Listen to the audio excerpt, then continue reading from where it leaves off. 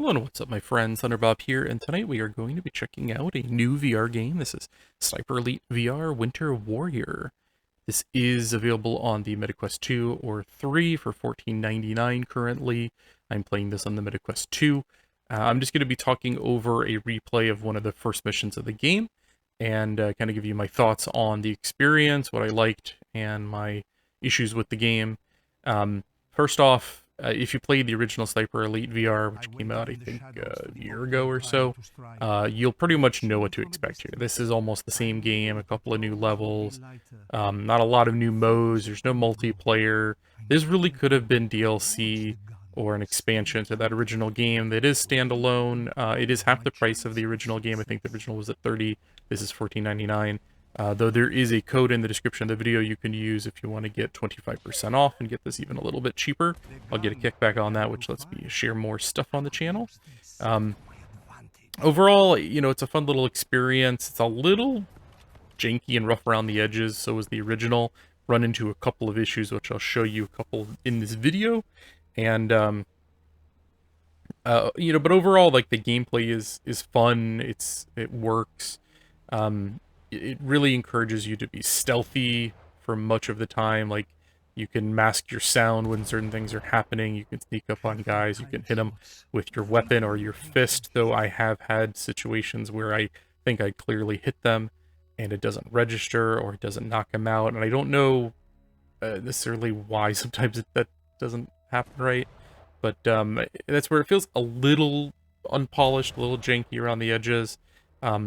This is exclusive to the MetaQuest. There's no PC VR version like the original Sniper Elite, I think, did eventually come out for Steam and PC VR. This is exclusive to the MetaQuest 2 and 3.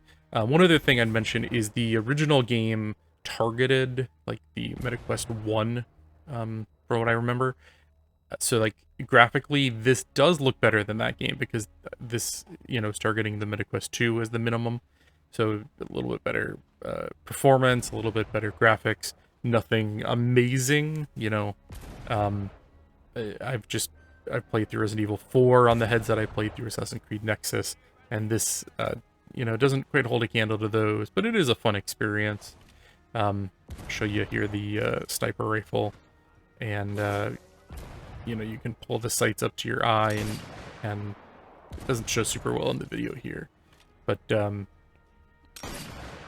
the sniping feels really, really good, and like pulling that back, and I accidentally released the extra bullet there. Please ignore that.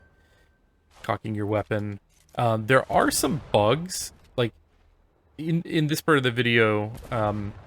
If you look at my hands, you'll see like an extra pair of controllers that are just like floating in space. I don't know why I've had that randomly happen sometimes, and I don't have any way to make it go away. I just kind of live with it. Like, it tells me to, to pull the trigger to focus, but like if I pull the trigger to focus, it doesn't go away. I don't know why this occasionally has happened to me. It definitely seems buggy. I've also had some issues where like I try to pick up a gun, and the game almost has like that Half-Life Alyx where you kind of like pull the object to you, and like sometimes just doesn't want to work right. Like, I'll have to like bend over and physically pick up the item, and even that is a little janky where like sometimes it'll tell me, like at the beginning of the game it told me I was out of bounds when I clearly wasn't. Like, it should have just let me. And I'll mention there are a ton of comfort and control and graphic options here. Like a MetaQuest game, usually here's all the controls.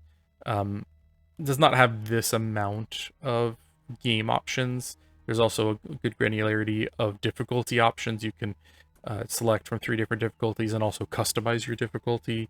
So like, it gives you a fair bit of options as far as how you play and how you can experience the game.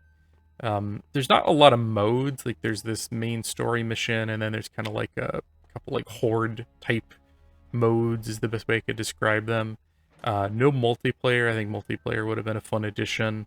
Those controllers are still on the screen and still bothering me. They're going to be on there, I think, the rest of this video, so my apologies. Again, I couldn't figure out a way to make them go away when they appeared. So, you get to live through my pain. And I'm running this kind of stealthy, and then the back half of the mission, they kind of force you to, I think, go the violent route, so you'll see me doing some killing here in a minute.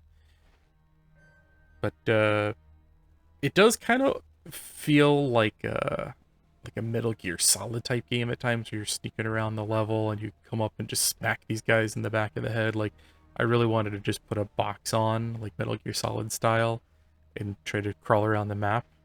Let's see. Okay, it worked here.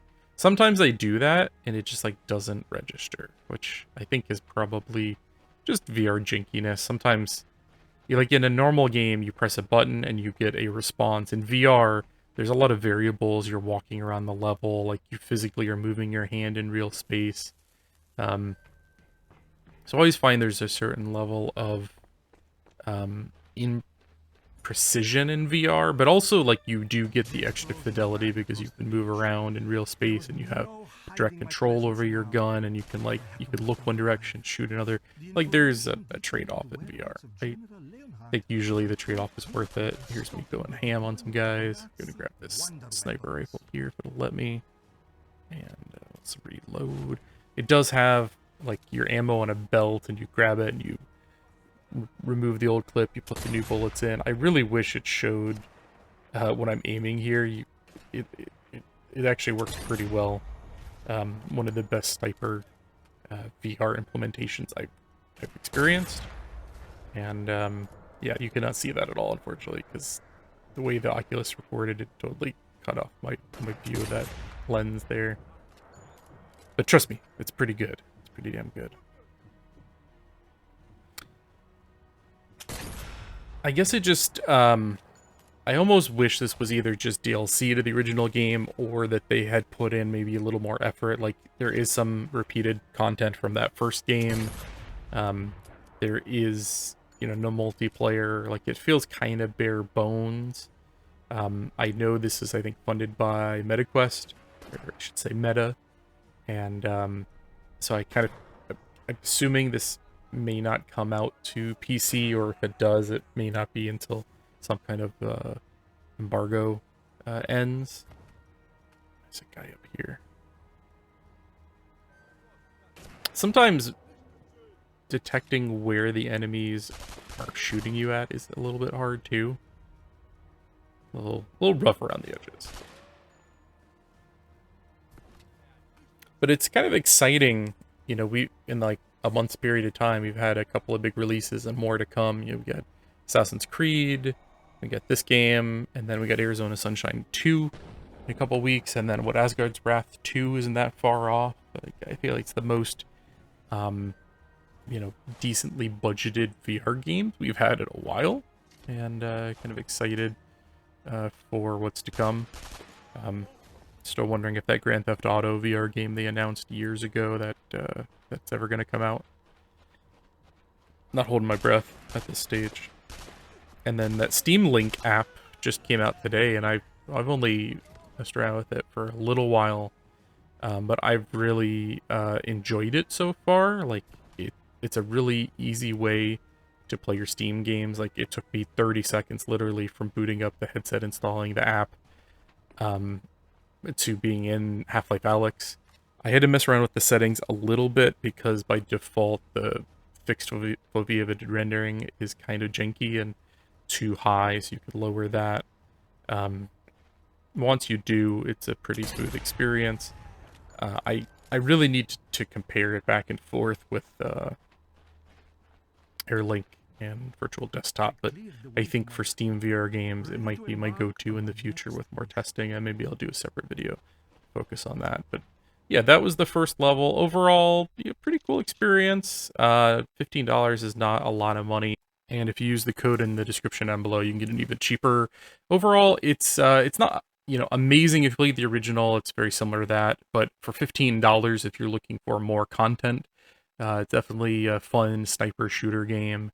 I'm going to go ahead and end it here. If you like this video, please do like, subscribe, drop me a comment with your thoughts, and just thank you for watching, everyone. Have a good night.